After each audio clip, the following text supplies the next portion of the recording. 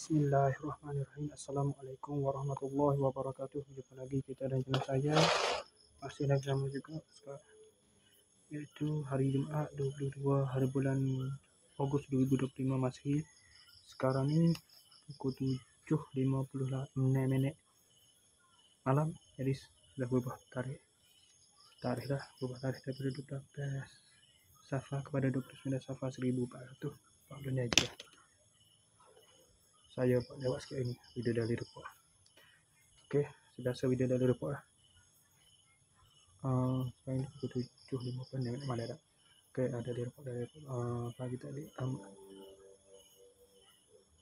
Semaya apa pula lah. Ini ajak dah apa. Ini baru wirid. Wajib lah.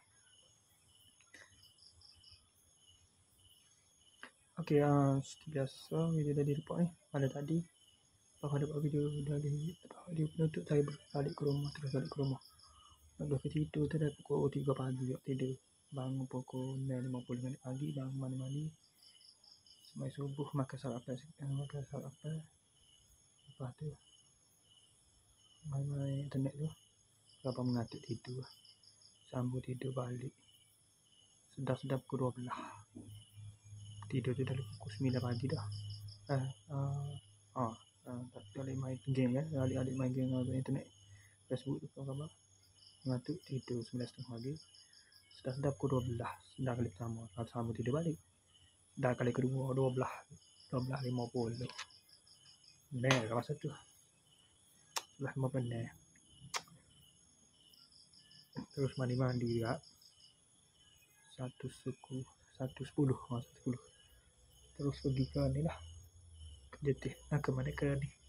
Ke masjid lah. Pakai jubah daripada rumah lagi. Kalau jubah sini.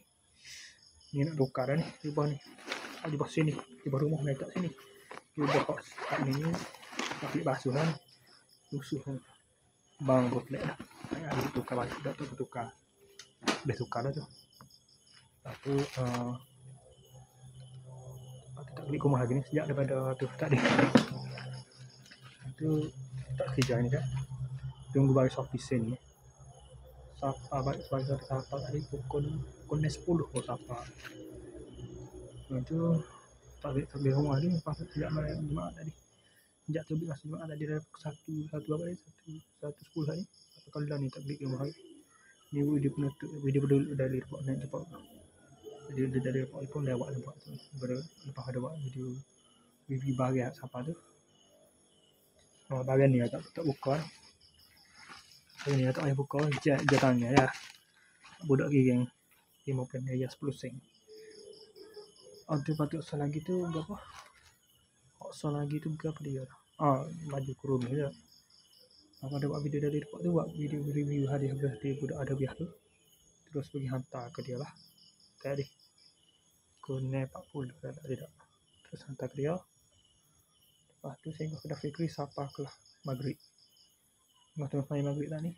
Tengah maghrib ni. Saya terus balik ke sini mandi-mandi terus main maghrib. Lepas tu pukul 7.50 saat ni. Terus buat video ni. Okey, saya sekali saja untuk pada itu saja untuk sesi video daily report kita untuk hari ini. Assalamualaikum, jumpa lagi. Bye.